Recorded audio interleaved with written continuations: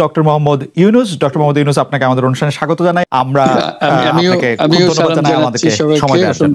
আমাদের সাথে আরো রয়েছেন বেগম খালেদা জিয়া, আপনাকে আমাদের অনুষ্ঠানে স্বাগত জানাই। আপনি আমাদের সময় দিয়েছেন, সেজন্য আমাদের কৃতজ্ঞতা জানাবেন। আমরা আসলে অনেকগুলি প্রশ্ন আপনাদের দুজনকেই করতে হবে, সেজন্য আমরা একটু আপনার থেকে একটু টু দা পয়েন্ট এবং যদি কুইক একটু বলেন তাহলে আমাদের জন্য একটু সুবিধা হয়। আপনি গণতন্ত্রের পক্ষে লড়াইয়ে সামিল হতে বলছেন, প্রশ্ন কেউ কেউ করছেন, প্রশ্ন উঠছে, আপনি কি এইসব মামলা মোকদ্দমা থেকে মুক্তি পেতে ডক্টর মোহাম্মদ ইউনূস সরকারেরই পরিবর্তন চাইছেন? বিসমিল্লাহির রহমানির রহিম। আসসালামু আলাইকুম। দীর্ঘদিন অসুস্থ থাকার পর আপনাদের সামনে কথা বলতে পারার জন্য আল্লাহর কাছে শুকরিয়া আদায় করছি। আমার কারাবন্দী অবস্থায় আপনারা আমার কারামুক্তি ও রোগ মুক্তির জন্য সংগ্রাম করেছেন, দোয়া করেছেন, সেজন্য আমি আপনাদের সকলকে ধন্যবাদ জানাচ্ছি। দীর্ঘ আন্দোলন সংগ্রাম ও ত্যাগের মধ্য দিয়ে আমরা ফ্যাসিবাদী অবৈধ সরকারের কাছ থেকে মুক্তি পেয়েছি। আমি আন্তরিক ধন্যবাদ জানাতে চাই আমাদের বীর সন্তানদের, যারা মরণপণ সংগ্রাম করে এই অসম্ভবকে সম্ভব করেছে। শত শত শহীদদের জানাই শ্রদ্ধা। এ বিজয় আমাদের নতুন সম্ভাবনা নিয়ে এসেছে।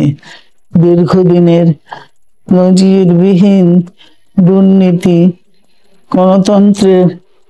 গণতন্ত্রের ধ্বংসের স্তূপের মধ্য থেকে আমাদের নির্মাণ করতে হবে এক সমৃদ্ধ বাংলাদেশ। ছাত্র তরুণরাই আমাদের ভবিষ্যৎ। তরুণরা এই যে স্বপ্ন নিয়ে বুকের রক্ত ঢেলে দিয়েছে, সেই স্বপ্ন বাস্তবায়নে করতে মেধা, যোগ্যতা, জ্ঞান ভিত্তিক গণতান্ত্রিক বাংলাদেশ গড়ে তুলতে হবে। শোষণহীন সমৃদ্ধ বাংলাদেশ, সকল ধর্মের গোত্রের অধিকার নিশ্চিত করতে হবে। শান্তি, প্রগতি আর সাম্যের ভিত্তিতে আধুনিক বাংলাদেশ নির্মাণে আসুন আমরা তরুণদের হাত শক্তিশালী করি। ধ্বংস নয়, প্রতিশোধ নয়, প্রতিহিংসা নয়, ভালোবাসা, শান্তি ও জ্ঞান ভিত্তিক সমাজ গড়ে তুলি। কিছু না বলেও আপনি যে দুর্যোগের মধ্যে আছেন, বললে না জানি কি হতো, আপনার মন্তব্য একটু শুনতে চাই। অবস্থাটা হলো, আমি বলছি দেশের কাউকে কিছু বলি এমন কথা তো নয়।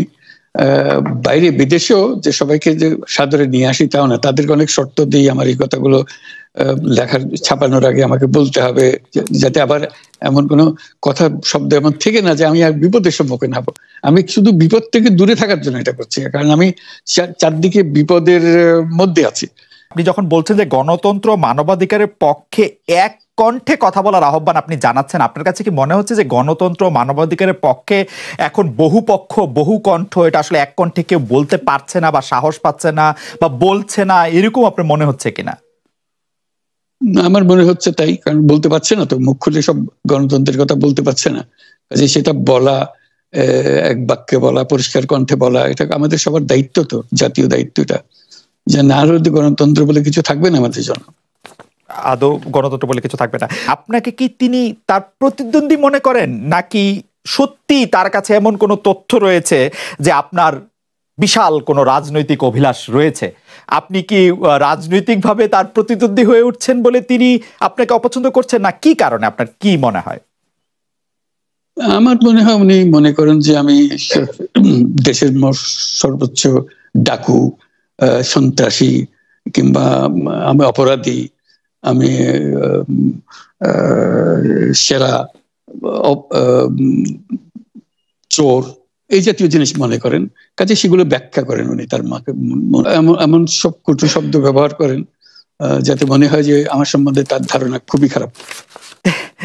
আসলে এটা নিয়ে কথা বলাটা একটু বিব্রতকরই, কিন্তু কেউ কেউ এটা বলে থাকেন যে বিশেষ করে যে 2007 সালে যে 111 সরকার আমরা যাকে বলি, তাদের যে বিরাজনীতিকরণের একটি চেষ্টা, সেই চেষ্টার মধ্যে আপনার অংশগ্রহণ আছে কিনা। যদিও বারবার বলা হয় যে আপনি আসলে সেই ক্ষমতাটা দখল করতে চেয়েছিলেন, অথচ আমরা উল্টা শুনেছি, আপনার মুখেও শুনেছি, যারা ওই সময় কৌশলভ ছিলেন তাদের মুখেও শুনেছি যে আপনাকে আসলে অফার করা হলো, আপনি সেটি ফিরিয়ে দিয়েছিলেন।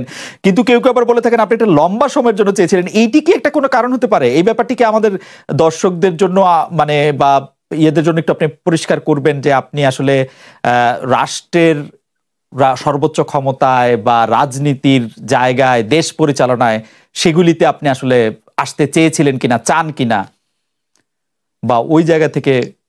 যদি চাইতাম খালেদ, যদি চাইতাম, তখন যখন মিলিটারি আমার বাসায় এসে বসে রইল সারা রাত আমাকে রাজি করানোর জন্য, আমি তো লুফে নিতাম। রাজি করানোর জন্য বসে থাকতে হবে কেন?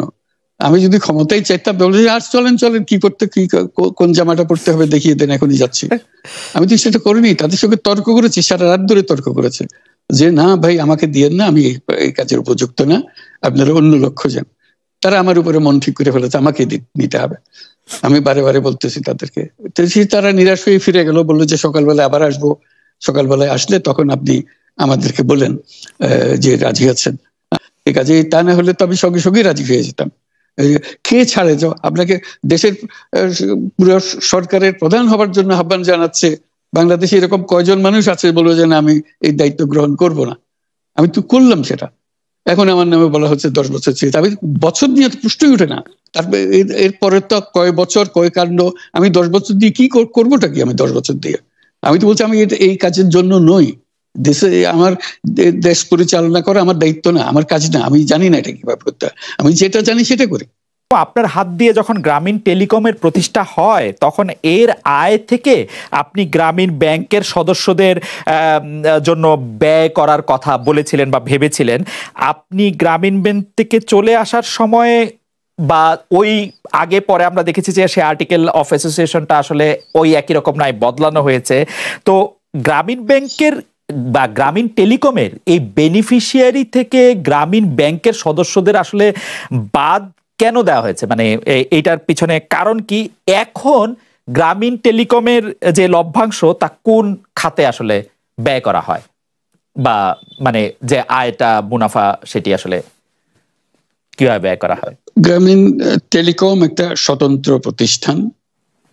এটা কোম্পানিজ আইনের 28 সেকশন 28 দ্বারা সৃষ্ট। তার অর্থ হলো যে এটাকে আইনের ভাষায় বলে non dividend company, guaranteed by limited by guarantee. কাজে এটার কোনো মালিক নাই। কাজেই মালিক যেহেতু নাই, এটা তার নিজের নিয়মে যারা গ্যারান্টি দিয়েছে, যারা গ্যারান্টির পরিমাণও খুব সীমিত, লিমিটেড বাই গ্যারান্টি, এটা 1000 টাকা। মানে যদি যত তোলপাড় হয়েও যায় কোম্পানিতে, বহু পাওনা থেকেও যায় লোকজনের, যারা এটার পরিচালনা পরিষদে আছে তাদের দায়িত্ব হবে 1000 টাকা পর্যন্ত, এর দায়ী থাকবে 1000 টাকা পর্যন্ত, এর বেশি তার দায়িত্ব থাকবে না। কাজে এত সহজ সরল একটা জিনিস। তো সেটাই হলো গ্রামীণ টেলিকম। গ্রামীণ টেলিকম তখন একবার বলেছিল যে তাদেরকে কিছু কিছু সহায়তা দেবে তারা উপায় অর্জনের কাছ থেকে। এটা তাদের নিজস্ব সিদ্ধান্ত, এটা কারো চাপারও সিদ্ধান্ত না। যে সিদ্ধান্ত, সেই সিদ্ধান্ত অনুসারে সেই সমস্ত যে পরিমাণ টাকা তারা বলেছিল দেবে, এখানে দিয়ে যাচ্ছে। এই পর্যন্ত 500 কোটি টাকার উপরে দেওয়া হয়েছে এই সাহায্য সহায়তা থেকে। কাজে ওইটা যে আমরা বা গ্রামীণ টেলিকম এটার থেকে পৃথক হয়ে গেছে, তার যে কথা দিয়েছিল, কথা পুরো, এটা একটা কথা দিয়েছিল, এটা পূরণ করছে না, এটা আইনগত কোনো বিষয় যে আইনে বাধ্য হতে, আপনি দিতে বাধ্য হবেন এরকম কিছু ছিল না। কাজে এই ধরনের বিষয়টা এই টেলিকমের বিষয়ে বলা। গ্রামীণ ব্যাংকের আপনি যখন মানে গ্রামীণ টেলিকমটা আপনি প্রতিষ্ঠা করেন, সেই সময়ে গ্রামীণ টেলিকমের সাথে গ্রামীণ ব্যাংকের সম্পর্কের যে বিধিমালা, সেই বিধি কি আপনি যখন চলে এসেছেন গ্রামীণ ব্যাংক থেকে সেটি পরিবর্তন করা হয়েছিল? তো সেই পরিবর্তনটি মানে পরিবর্তনটির জায়গাটা যদি আমাদের একটু পরিষ্কার করতেন। পরিবর্তন ছিল যে আগে এটা নমিনেট করতে পারতো গ্রামীণ ব্যাংক, চেয়ারম্যান পদের জন্য একজন লোক নমিনেট করতে পারতো। আমরা যেহেতু গ্রামীণ ব্যাংক থেকে আমাদেরকে সরিয়ে দেওয়া হয়েছে, তখন আমরা মনে করলাম যে এটা রাখার আর দরকার নাই, গ্রামীণ টেলিকম থেকে সেই পদটা আমরা পরিষ্কার করে দিয়েছি যে এখন এটা দরকার নাই। এইটুকুই পরিবর্তন হয়েছে। এটা ন্যায়সঙ্গতভাবে পরিবর্তন করার ধারা অনুযায়ী যা যা করতে হয় সেটা করা হয়েছে। এতে তার ইচ্ছা বা তার কর্তব্য, তার করণীয় যে অবজেক্টিভস আছে, কোথাও পরিবর্তন হয় নাই।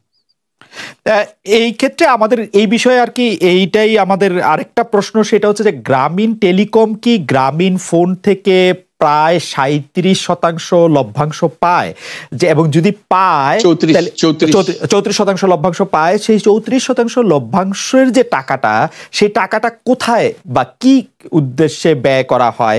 সেই সামাজিক ব্যবসায়, যেটি আসলে আপনার প্যাটেন্ট করা সোশ্যাল বিজনেস, সেটির কাঠামোটা আসলে কি বা সেটি কিভাবে আপনি করেন?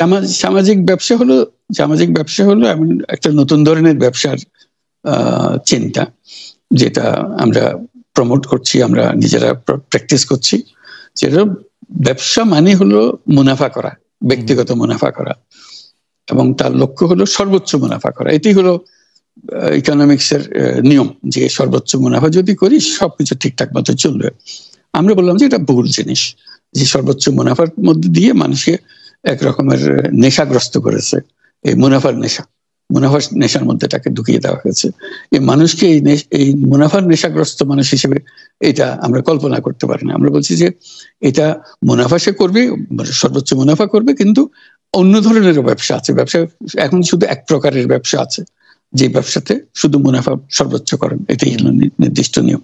আমরা বলছি আরেক রকমের ব্যবসা, যেটা হলো মানুষের সমস্যার সমাধান করা, মুনাফার জন্য কোনো রকমের ইচ্ছা তার না থাকা, মুনাফা বিহীন ভাবে, কোনো মুনাফা, ব্যক্তিগত মুনাফা না নিয়ে শুধু সমস্যার সমাধানের জন্য ব্যবসা করা, এটাকে আমরা বলছি সামাজিক ব্যবসা। এই অর্থ দিয়ে আমরা সামাজিক ব্যবসাগুলো প্রতিষ্ঠা করছি, একটার পর একটা সামাজিক ব্যবসা প্রতিষ্ঠা করছি, যে কারণে আমরা এটার মধ্যে শরিক হয়েছিলাম। যে আমরা পুরো গ্রামীণ ফোনকেই সামাজিক ব্যবসা করার চেষ্টা করেছিলাম, সেটা টেলিনরকে আমরা রাজি করাতে পারিনি। কাজে টেলিনর বলছে যে না, আমরা ব্যবসা করব। কাজে আমরা ওটা না পেরে শুধু গ্রামীণ টেলিকমকে আমরা সামাজিক ব্যবসা হিসেবে রেখেছি। এর থেকে যে মুনাফা হয়, মুনাফার সমস্ত টাকা বিভিন্ন সামাজিক ব্যবসা সৃষ্টির কাজে ব্যবহৃত, এখনো তাই হচ্ছে।